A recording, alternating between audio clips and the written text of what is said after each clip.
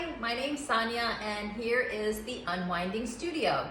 Unwinding is a term of fascia release, and it hopefully will help your body physically release. I don't think that just deep breathing and box breathing, whatever breathing technique on its own is going to help.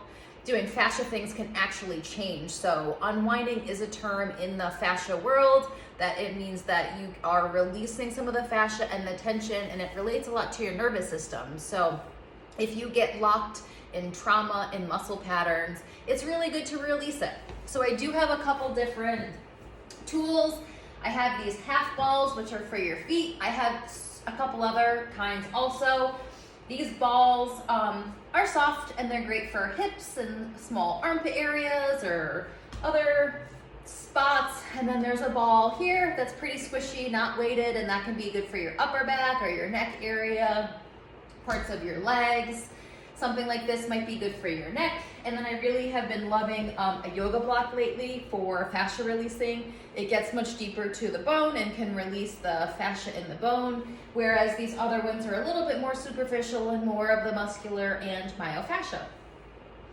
So I am a movement based. I'm ultimately trying to get you moving again. I think fascia releasing is really great. Massage therapy is really great. There's a lot of great modalities out there, but if you don't use your muscles the right way, you're gonna kind of be stuck in a pattern. And so really, I work one-on-one, and I'm designing programs now in order to allow people to learn what muscles they're supposed to work, hopefully how it's supposed to feel, and sometimes even with that guidance, you actually need someone to watch you. You need hands-on manipulation in order to get to the right stabilizing area and the muscle recruitment.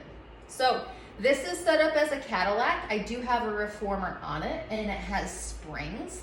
And then in the background, I have a reformer. All of them can be reformers. So this is something that has the springs here. This piece moves forward and back.